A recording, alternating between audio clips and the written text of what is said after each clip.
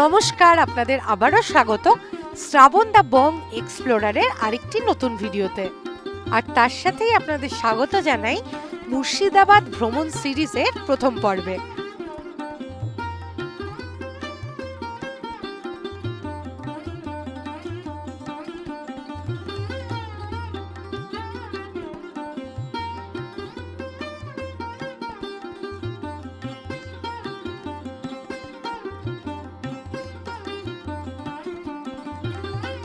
মুর্শিদাবাদ ভ্রমণ সিরিজের প্রথম পর্বে আপনাদের ঘুরিয়ে দেখাবো মুর্শিদাবাদের বেশ কিছু ঐতিহাসিক স্থান। তাহলে চলুন ভিডিওটাকে শুরু করা যাক।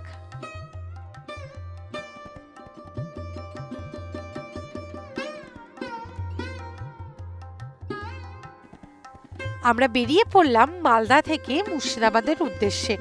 বাই রোড আমরা যাচ্ছি। মালদা থেকে মুর্শিদাবাদের দূরত্ব বাই রোড প্রায় 150 কিমি মতো এবং আমাদের যেতে সময় লাগবে প্রায় 3 ঘন্টা। কলকাতা থেকে যারা মুর্শিদাবাদ ঘুরতে আসবেন সেক্ষেত্রে জানিয়ে রাখি, শিয়ালদা থেকে লালগোলার লাইনের ট্রেনে এসে মুর্শিদাবাদ স্টেশনে নেমে আপনারা মুর্শিদাবাদের ঐতিহাসিক স্থানগুলো ঘুরে দেখতে পারেন। হাওড়া থেকে যারা আসবেন, হাওড়া থেকে আজিমগঞ্জ লাইনের ট্রেনে এসে লালবাগ কোর্ট রোড স্টেশন বা আজিমগঞ্জ স্টেশনে নেমে ভাগীরথী নদী পার করে মুর্শিদাবাদ চলে আসতে পারেন এবং সেখান থেকে আপনারা ঐতিহাসিক স্থানগুলো ঘুরে দেখতে পারেন। কলকাতা বা উত্তরবঙ্গ থেকে যারা আসছেন বাসে করে, তারা বহরমপুরে নেমে মুর্শিদাবাদ চলে আসতে পারেন, সেখান থেকে আপনারা জায়গাগুলো ঘুরে দেখতে পারেন। এই যে আমরা পৌঁছে গেছি আমাদের গন্তব্যে। প্রথম যে ঐতিহাসিক স্থানটি আমরা ঘুরে দেখব সেটা হলো কাঠগোলা বাগানবাড়ি এবং আমার ভিডিওর মাধ্যমে আপনাদেরও ঘুরে দেখাবো। তাহলে চলুন। হাজারদুয়ারি থেকে মাত্র 4 কিমি উত্তরে এই কাঠগোলা বাগানবাড়ি।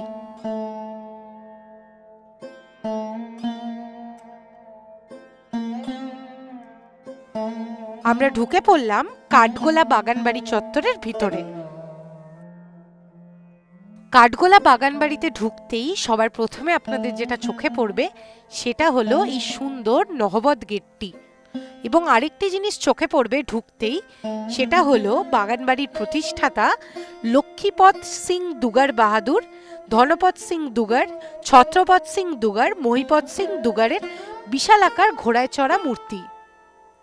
এই 4 জন মিলে এই বাগানবাড়ি প্রতিষ্ঠা করেছিলেন 1780 সালে। তখন তার নাম কিন্তু ছিল কাঠগোলা বাগানবাড়ি, এখন কথিত নাম কাঠগোলা বাগানবাড়ি। এই যে এখানে আপনি বাগানবাড়িতে কি কি দেখতে পাবেন সেগুলি লেখা রয়েছে। নহবত গেট দিয়ে ঢুকেই আপনারা টিকিট কাউন্টার পাবেন, সেখান থেকে আপনাদের টিকিট কাটতে হবে। টিকিটের মূল্য 30 টাকা। প্রথমে একটা মেন গেট দিয়েছেন, তাই না? গেটটা হচ্ছে নহবত গেট। নবাবরা আসলে সানাই বাজানো হতো। এই বাগানে প্রবেশ করেছেন, 4টে ঘোড়ায় চেপে মূর্তি দেখেছেন। গেটে ঢুকে ডান পাশে বা পাশে টিকিট করেছেন কাউন্টার সামনে আর পিছনে। এরাই হচ্ছে 4 ভাই, এরাই প্রতিষ্ঠাতা মালিক। এরা কোনো নবাব না, এরা রাজস্থান থেকে 1780 সালে পায়ে হেঁটে এসেছিল কাঠ আর গোলাপ চাষের বিজনেস করবে বলে। তখন জমিটা, এটা নবাব সিরাজদৌল্লা মারা যাওয়ার 23 বছর পরে বাগানটা তৈরি। জমিটার মালিক ছিল মির্জা পরের ছেলে মোবারকদৌল্লা, যার কাছ থেকে এরা 4 ভাই 1200 টাকা দিয়ে নবাবের কাছে লিজ নিয়ে কাঠ আর গোলাপ চাষের বিজনেস শুরু করে। দামি দামি কাঠ আর গোলাপ চাষ হতো 260 বিঘে জমির মধ্যে, যার জন্য বাগানটার নাম দেওয়া হয়েছিল কাঠ গোলাপের বাগানবাড়ি। এখন কাঠ আর গোলাপ চাষ হয় না, শর্টে নাম হয়ে গেছে কাঠগোলা বাগানবাড়ি। এর একটা বাগানবাড়িতে গুপ্ত রাস্তা বানিয়েছিল, যে রাস্তাটাকে এরা ব্যবহার করতো সেই রাস্তাটা দেখাবো। তার আগে 4 ভাইয়ের একটু পরিচয় বলে দিই। গেটে ঢুকে ডান পাশে দেখলেন উনি বড় ভাই, উনি প্রতিষ্ঠাতা মালিক বড় ভাই লক্ষ্মীপদ সিং দুগার বাহাদুর। গেটে ঢুকে বাঁ পাশে দেখলেন উনি মেজো ভাই মহিপদ সিং দুগার বাহাদুর। টিকিট করেছেন কাউন্টার সামনে উনি সেজো ভাই ছত্রপদ সিং দুগার বাহাদুর, আর টিকিট কাউন্টার পিছন দিকে ছোট ভাই ধনপদ সিং দুগার বাহাদুর। এরাই বাগানটা তৈরি করে। যা কিছু দেখবো সব এই 4 ভাইয়েরই। এবার আপনাদের দেখাবো সেই সুড়ঙ্গ পথ। কথিত আছে এই সুড়ঙ্গ পথেই বড় ভাই লক্ষ্মীপদ সিং দুগার বাহাদুর যেতেন জগৎ শেঠের বাড়ি ব্যবসা বাণিজ্য করতে এবং এই সুড়ঙ্গ পথেই ফিরে আসতেন। জল বাড়লে বাড়ে, জল কমলে কমে। একটা ঘর জলের তলায় আছে দেখুন, দ্বিতীয় তলা অব্দি জলটা উঠে যায়। জলটা ছিল না, এই জলটা পরে আসলো আসল জগৎ শেঠের টাকশাল বাড়ি ভেঙে যাওয়ার পর। এটা হচ্ছে ইতালিয়ান আর্টিস্ট মাইকেল অ্যাঞ্জেলো, যার মূর্তিটা একটা পাথরে তৈরি। যে শিল্পী বানিয়েছিল রাজস্থানের বাঙালি শিল্পী মনমথন দাস, যার শিল্প জীবন ব্যর্থ করে দেওয়া হয়েছিল।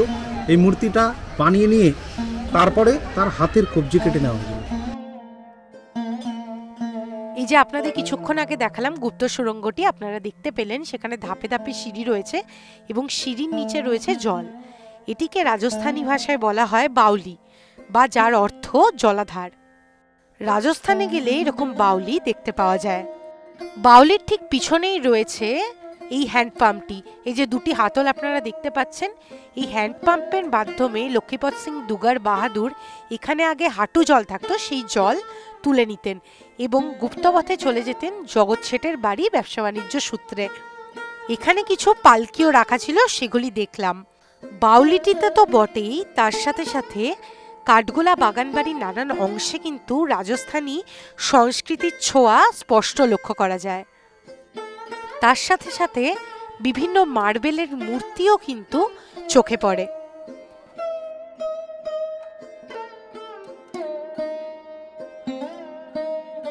চাইনিজ টব, একটা টবে জল দিলেই প্রত্যেকটাতে হয়ে যেত, মানে জল পৌঁছে যেত। এই যে এই স্থাপত্যটি দেখলেই আপনাদের সামনে স্পষ্ট ফুটে উঠবে রাজস্থানী সংস্কৃতির ছোঁয়া। কাঠগোলা বাগানবাড়ি এই ভবনটি আপনারা দেখতে পাচ্ছেন, এই ভবনটির ভিতরে রয়েছে একটি সংগ্রহশালা। সেখানে আপনারা কি কি দেখতে পাবেন আপনাদের একটু জানিয়ে রাখি। সেই সময় দুগার পরিবারের ব্যবহৃত বিভিন্ন আসবাবপত্র, আয়না, খাট, বিভিন্ন রকমের মার্বেলের মূর্তি, ডাইনিং টেবিল, মার্কারি গ্লোব, তৈলচিত্র, ঝাড়বাতি, বিলিয়ার্ড বোর্ড প্রভৃতি। সংগ্রহশালার ভেতরে ছবি তোলা বা ভিডিও করা নিষেধ। এই যে এটি হলো সেই সময় রান্নাঘর, প্রায় 200 জনের রান্না কিন্তু এখানে হতো। এই মূর্তিটি যে আপনারা দেখতে পাচ্ছেন, দুটি মাছের মূর্তি, এটা কিন্তু মাছের সমাধি। এখানে মূলবাড়ির সামনে একটি পুকুর রয়েছে, দেখাবো আপনাদের। সেই পুকুরে এই দুটি মাছ ছিল সব থেকে বড় দুটি মাছ, এবং এরা সেই পুকুরে খেলা করে বেড়াতো। কথিত আছে সেই সময় রানীমা এদের একজনের নাকে হিরে এবং আরেকজনের নাকে মতির সোনার নথ পরিয়ে দিয়েছিলেন। সেই থেকে এদের নাম হয় হীরা এবং মতি। এটা হামামখানা, মানে শানের ঘর। আচ্ছা আচ্ছা। আর পিছনটাই ছিল এদের গেস্ট হাউস, যেটা ভেঙে গিয়েছে।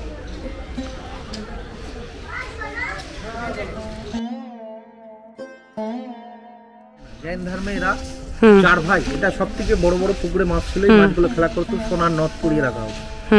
এরা মাছ ভালোবাসে, এরা মাছ খায় না, কাউকে খেতেও দেয় না। বাগান বাড়িতে কোনো মাছ মাংস এলাও নেই। এরা ব্যবসার ক্ষেত্রে এই গণেশকে শুভ মনে করে। কোথাও বেরোলে আগে 4 ভাই মূর্তি পুজো করতো, তারপর বাইরে বেরোতো। গলায় সাপের কইতা, ওই জন্য সিদ্ধিদাতা গণেশ বা নাগেশ্বর গণেশ। এবার আপনাদের দেখাবো সেই সময়কার নাচঘর। এই যে এই জায়গাটা যে দেখতে পাচ্ছেন, এটা ছিল সেই সময়কার নাচঘর। বিখ্যাত বাইজি হীরাবাই এইখানে নৃত্য প্রদর্শন করতেন। তার প্রতি রাতে নৃত্য প্রদর্শনের পারিশ্রমিক ছিল 5000 স্বর্ণ মুদ্রা। এবার আপনাদের নিয়ে যাব কাঠগোলা বাগানবাড়ির অন্যতম প্রধান আকর্ষণ জৈন মন্দিরটিতে। তো জৈন ধর্মে আপনারা ইতিহাসে পাবে দুটো ভাগের কথা পড়েছেন। জৈন ধর্মে দুটো ভাগ, যেমন হচ্ছে শ্বেতাম্বর জৈন আর দিগম্বর জৈন। শ্বেতাম্বর জৈন হচ্ছে শ্বেত বস্ত্র পরে, আর দিগম্বর জৈন হচ্ছে আপনার বিনা পোশাকে, কোনো বস্ত্র ছাড়া। এই ঘরটা হচ্ছে আপনার পরেশনাথের মন্দির। জৈন ধর্মে আপনারা 24 জন তীর্থঙ্করের কথা পড়েছেন, যার মধ্যে এখানে প্রথম আর 23তম 24তম তীর্থঙ্কর এই মন্দিরে রয়েছে। এটাই হচ্ছে আদিনাথ পরেশনাথ মহাবীরের মন্দির। আগে আমার একটি ভিডিওতে আমি আপনাদের কলকাতার পরেশনাথ জৈন মন্দিরটি ঘুরে দেখিয়েছি। এই মন্দিরটির নাম কাঠগোলা বাগানবাড়ির এই মন্দিরটির নাম কিন্তু আদিনাথ দেবজির মন্দির। এই জৈন মন্দিরটির ঠিক পাশেই রয়েছে গোলাপ ফুলের বাগান, এবং সেই বাগানে ফুটে রয়েছে নানান রঙের গোলাপ।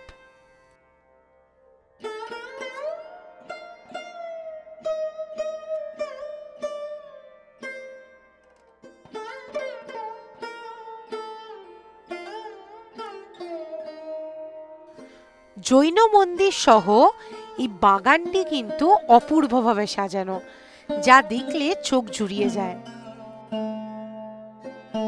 মন্দিরের ভিতরে ছবি তোলা বা ভিডিও তোলা নিষেধ। তাই দুঃখিত আপনাদের মন্দিরের ভিতরটি ঘুরিয়ে দেখাতে পারলাম না। মন্দিরের ভেতরে কয়েকটি দারুণ সুন্দর ঝোলানো ঝাড়বাতি রয়েছে, তার সাথে রয়েছে একটি মার্কারি গ্লোবও। তাছাড়া মন্দিরের ভেতরে পাথরে খোদাই করা বুদ্ধগয়া, পরেশনাথ পাহাড়, ফল্গু নদী, পালকি যানবাহনের মানচিত্রটি অপূর্ব। মন্দিরের পাশেই জলাধারটি রয়েছে, এখানে কিন্তু বোটিং এর ব্যবস্থা রয়েছে।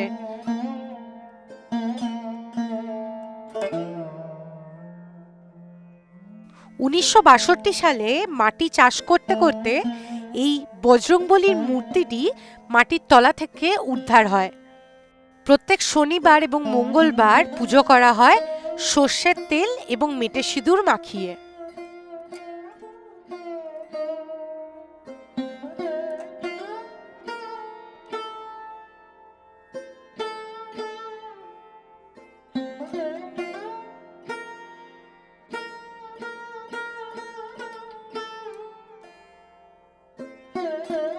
জৈন মন্দিরটির ঠিক পাশেই এটি হচ্ছে কাঠগোলা বাগান বাড়ির একটি পবিত্রতম ঘর।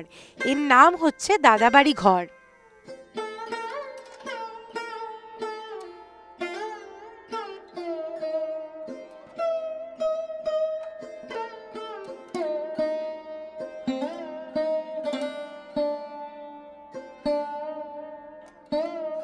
দাদাবাড়ির ঠিক বাইরে প্রত্যক্ষ করা যায় একদিকে কালভৈরব এবং অন্যদিকে শ্বেত ভৈরবের মূর্তি।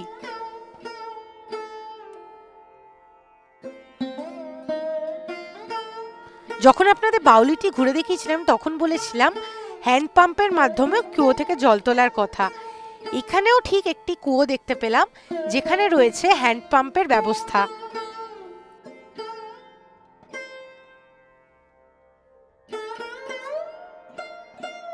এবার আপনাদের পুকুরের ওই পাটটাতে নিয়ে যাব, সেখান থেকে মূল বাড়িটিকে আপনারা দেখতে পাবেন খুব সুন্দরভাবে।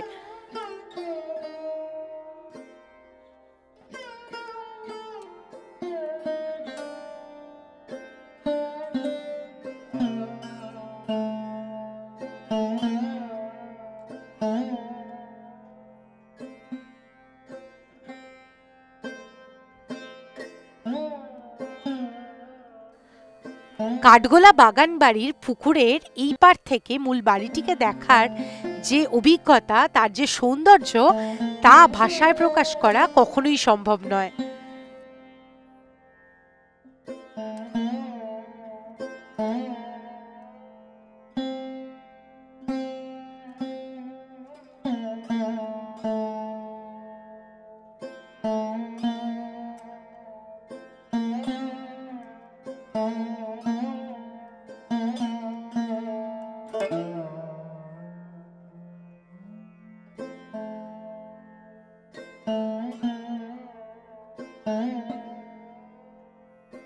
এবার আপনাদের নিয়ে যাব কাঠগোলা বাগান বাড়িতে যে ছোট্ট চিড়িয়াখানাটি রয়েছে সেখানে।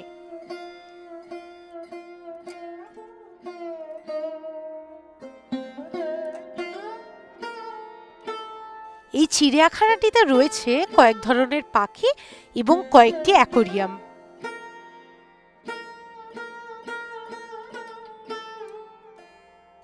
কাঠগোলা বাগান বাড়ি আপনাদের ঘুরে দেখালাম, এবার আপনাদের নিয়ে যাব আমাদের পরবর্তী গন্তব্যে। কাঠগোলা বাগান বাড়ির সামনে আপনারা দেখতে পাবেন দাঁড়িয়ে রয়েছে অসংখ্য ঘোড়ার গাড়ি। এই ঘোড়ার গাড়িতে করেও আপনারা এখানকার ঐতিহাসিক স্থানগুলো ঘুরে নিতে পারেন। তাতে মোটামুটি খরচ পড়ে 150 টাকা মতো। যদিও আমরা ঘোড়ার গাড়িতে করে ঘুরিনি, আমরা গাড়িতে করেই সব জায়গাগুলো ঘুরে দেখব।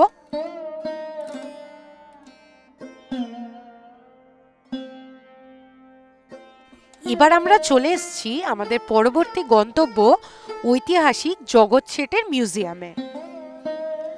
হাজারদুয়ারি প্যালেস থেকে মাত্র 3 কিমি উত্তরে এই জগৎ শেঠের মিউজিয়াম। মিউজিয়ামে প্রবেশের মূল্য 30 টাকা। কাঠগোলা বাগানবাড়ি থেকে প্রায় 5-7 মিনিট সময়ের দূরত্বে এই ঐতিহাসিক জগৎ শেঠের মিউজিয়াম। জগৎ শেঠের আসল বাড়িটি ছিল ভাগীরথী নদীর তীরে। কালের স্রোতে বন্যার কবলে সেটি ধ্বংস হয়ে যায়। পরে এই বাড়িটি নির্মাণ করা হয়, যেটি এখন সংগ্রহশালাতে পরিণত হয়েছে। পলাশী যুদ্ধের ষড়যন্ত্রকারীদের মধ্যে অন্যতম নাম সিরাজউদ্দৌলার অর্থমন্ত্রী জগৎ শেঠের। লালগোলা বাগানবাড়ি সংগ্রহশালার মতোই এখানেও কিন্তু এই যে সংগ্রহশালাটি রয়েছে, এখানেও কিন্তু ছবি তোলা বা ফটো তোলা নিষেধ থাকায় বাড়ির ভিতরে কি কি রয়েছে সেটা তো আপনাদের দেখাতে পারলাম না, কিন্তু বলে দিই বাড়ির ভিতরে বিভিন্ন ধরনের তৈলচিত্র, সেই সময় ব্যবহৃত আসবাবপত্র, চেয়ার টেবিল, ফুলদানি, সোনার ও রূপোর মুদ্রা, ইস্ট ইন্ডিয়া কোম্পানির সৈনিকদের পোশাক, সোনা ও রূপোর জড়ি দিয়ে নির্মিত একটি বেনারসি শাড়ি ও তালপাতার পাণ্ডুলিপি প্রভৃতি আমি দেখলাম। কথিত আছে জগৎ শেঠের কাছে এতটাই ধন সম্পত্তি ছিল যেটা দিয়ে নাকি গঙ্গার গতিপথ আটকে দেওয়া যায়। এবার আপনাদের পরবর্তী ঐতিহাসিক স্থানটি ঘুরিয়ে দেখাবো, যেটি হলো ঐতিহাসিক নসিপুর রাজবাড়ি। এটি স্থাপিত হয় 1776 খ্রিস্টাব্দে। দেবী সিংহ এই রাজবাড়ি তৈরি করেন। দেবী সিংহের আদিবাড়ি ছিল পানিপথে। মুর্শিদাবাদ যখন চরম উন্নতির শিখরে, দেবী সিংহ তখন পানিপথ থেকে ব্যবসা করতে আসেন মুর্শিদাবাদে। পরে তিনি দেওয়ান রেজা খাঁর অধীনে চাকরি গ্রহণ করেন এবং পরে ইংরেজ কোম্পানির অধীনে রেভিনিউ কালেক্টর পদে যুক্ত হন। 76-এ মন্বন্তরের পরে রাজস্ব আদায়ের জন্য তিনি প্রজাদের উপর চরম অত্যাচার করেন। প্রথমে যে নসিপুর, এটা দেখুন না, সামনে চলে আসেন, এটা নসিপুর রাজবাড়িটা ঢোকার আগে বাড়ির যে ফ্রন্টে একটা বড় সিঁড়ি দেখেছেন, যে সিঁড়ি দিয়ে যাবার সময় নামবেন, সিঁড়ির সামনে দিককার টোটাল রাজবাড়ির নকশা বা মডেল থেকে শোলা দিয়ে তৈরি করা আছে। 250 গ্রাম শোলা, 250 গ্রাম কাগজকে কেটে কেটে এখানকার একজন শিল্পী যজ্ঞেশ্বর মালাকার এই নকশা বা মডেল থেকে তৈরি করে। এটা প্যারিসে আন্তর্জাতিক শিল্পকলাতে দিল্লি এক্সিবিশনে এটা ফার্স্ট র্যাঙ্ক পেয়েছিল, স্বর্ণমত পুরস্কৃত পায়, সোনার মেডেল। নিচে যে কাঁচের একটা জার দেখেছেন, এই জারটা কিন্তু শত্রু ধরা টেস্টিং জার বলা হয়। নবাব রাজারা যখন মদপান করতেন জারের মধ্যে 1 ফোঁটা ফেলে খেতেন। কোন শত্রুপক্ষ যদি তাকে বিষাক্ত জিনিস বা পয়জন দিয়ে মারার চেষ্টা করলে ওই জারের মধ্যে ধরা পড়তো, জারের কালার চেঞ্জ হতো, বেশি পরিমাণে বিষ পড়লে জারটা ডিসকালার হতো বা ফেটে যেত। হাজারদুয়ারিতে আছে টেস্টিং প্লেট, এখানে আপনার টেস্টিং জার রয়েছে। শত্রু ধরে কোনো বিষ থাকে ভালো। দেবী সিং যখন কাউকে শাস্তি বা ফাঁসি দিতে যেত, এই ইনি ছিলেন বাংলা, বিহার, উড়িষ্যার 3টে স্টেটের খাজনার দায়িত্বে ছিলেন। যখন কাউকে শাস্তি বা ফাঁসি দিতে যেতেন, এই যে কালো কোট এবং টুপিটা দেখতে পাচ্ছেন, এই কোট এবং টুপি পরে দেবী সিং তাদেরকে নিজে হাতে ফাঁসি দিত। আসুন সে ফাঁসি ঘরে নিয়ে যাবো। আর দেবী সিং যে খাজনা কালেক্টর দায়িত্বে ছিলেন, এখানে দেখুন সে 250 বছর আগেকার দিনে সেই খাজনার সব নথিপত্র, কাগজপত্র ওগুলো রয়েছে আগেকার।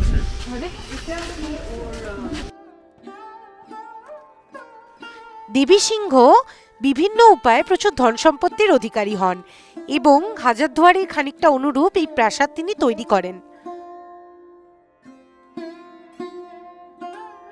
তখনকার দিনে 250 বছর আগেকার দিনে রকার সিন্দুক দেখে নেন। আর এটা রোলার, যে রোলার দিয়ে দেবী সে মানুষের সাহায্যে মানুষকে দিয়ে টেনে রাস্তা তৈরি করতো। সামনে হনুমানজি দর্শন করুন, ফাঁসি ঘরটা পরে নিয়ে যাবো। একটা পাথর কেটে তৈরি বজরংবলীর মূর্তি, পায়ের নিচে মহিরাবনের স্ত্রী। একটু পরে কাছ থেকে নিয়ে গিয়ে দেখাবো। আপনারা তো অনেক জায়গায় অনেক মন্দিরের চূড়া হয়তো দেখেছেন, কিন্তু এত বড় মন্দিরে গম্বুজের চূড়া খুব কম দেখবেন। একটাই মন্দির, তার গম্বুজের চূড়া করা জানেন, সামনে পিছনে ফন নিয়ে 4টে যে রাউন্ড বা 4টে যে সাইড আছে, 4 সাইডে 25টা চূড়া আছে। তার মেন বিগ্রহ দেখাবো রামচন্দ্র এবং জাগ্রত কালী মূর্তি দেখবেন। যে মূর্তি দেখাবো আপনি বেঙ্গলে দেখেননি, আপনারা তো কালী সব জায়গায় দেখেছেন, কালীর জীব সাধারণত শিব দেখেছেন, কিন্তু দেবী সিং যে মায়ের মন্দিরে পুজো করতো সেটা সিংহের উপরে কাজ। আসলে মন্দিরের কাছে নিয়ে যাবো আপনাদের। এই সেই মন্দির যার 25টা চূড়া রয়েছে।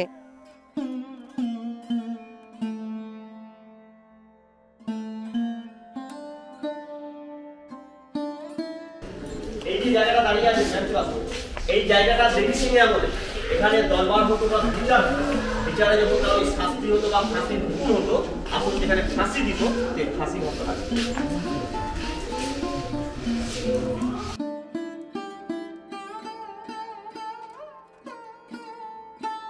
দিতে পারতো, ট্যাক্স না দিতে পারতো, দেবী সিং এর বিরুদ্ধে যারা যেত, ওই নিচে যে টিনের যে গেটটা ঘর দেখতে পাচ্ছি ওটা ছিল বন্দিশালা, বন্দি করে রাখা হতো, ওদের বিরুদ্ধে যারা যেত। নতুন চেন তা না, বহু পুরোনো দিনের চেন, 3টে চেন ছিল, চেনের সাহায্যে দড়ি বাঁধা এবং হ্যাঙ্গার সিস্টেম ছিল। আর এই কোণা থেকে এই কোণা পর্যন্ত যে স্ল্যাব বসানো দেখেছেন, এখানে স্ল্যাব ছিল না, নিচে ছিল পুরো মানে কাঠ থাকতো, মানে দড়িটা যখন গলায় পরিয়ে দিত না, কাঠটা পায়ের তলা থেকে সরিয়ে নিলে ফাঁসি কাটে ঝুলে যেত। আর ফাঁসি দেওয়ার পর এই কুয়োতে ডেড বডি বা লাশটা পড়লে 5 মিনিট টাইমের মধ্যে ডেড বডিটা মাটির তল দিয়ে একবারে ভাগীরথী নদীতে চলে যেত।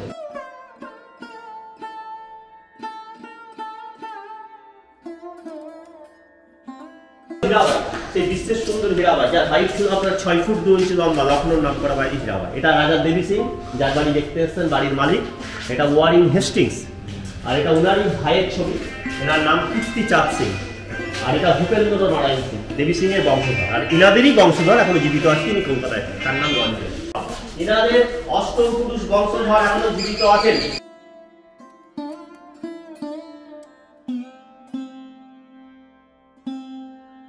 পাথরের স্টোন দেখুন, এখন তো সব মেশিনে হচ্ছে। 250 বছর আগে কোনো মেশিন বা পাথর কাটা যন্ত্র ছিল না, সেনি হাতুড়ির সাহায্যে তৈরি করে। পাবেন জয়পুরে পাবেন একটা পাথর কেটে কেটে তৈরি, এবং তৈরি করতে করতে একটা খোপ যদি ভেঙে যেত, পুরো স্ল্যাবটাই বাদ হতো, আবার তাকে নতুন করে করতে হতো। চিন্তা করুন শিল্পী থেকে কিভাবে পরিশ্রম করতে হয়েছে।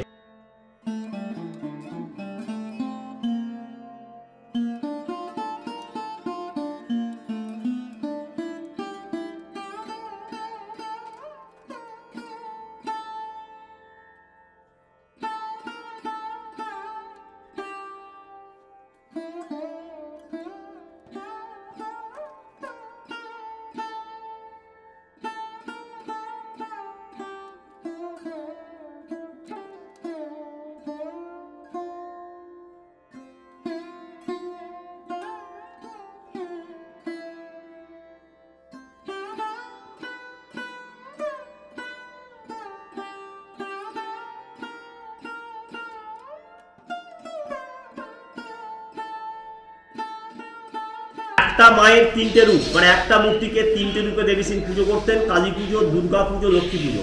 সেই তিথি অনুযায়ী আজও মায়ের 3টে রূপে পূজা হয়।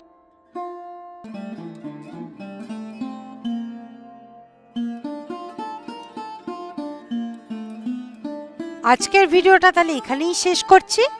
ঘুরে দেখালাম আপনাদের কাঠগোলা বাগান বাড়ি, জগৎ শেঠের মিউজিয়াম এবং নসিপুর রাজবাড়ি। আমার সাথে মুর্শিদাবাদের কিছু ঐতিহাসিক স্থান ঘুরে আপনাদের কেমন লাগলো আমাকে কমেন্টে জানাতে ভুলবেন না কিন্তু। আজকের ভিডিওটি যদি আপনাদের ভালো লেগে থাকে তাহলে ভিডিওটিকে লাইক শেয়ার করবেন, আর আমার চ্যানেলটিকে প্লিজ সাবস্ক্রাইব করে দেবেন। আর সাথে সাবস্ক্রাইব বাটনের পাশে দেওয়া বেল আইকন বাটনটিতে ক্লিক করে দেবেন, তাহলে আমি যখনই ভিডিও দেব আপনাদের কাছে নোটিফিকেশন চলে যাবে। খুব শীঘ্রই দেখা হবে মুর্শিদাবাদ ভ্রমণ সিরিজের 2য় পর্বে। ততক্ষণের জন্য সকলে খুব ভালো থাকুন আর পাশে থাকুন।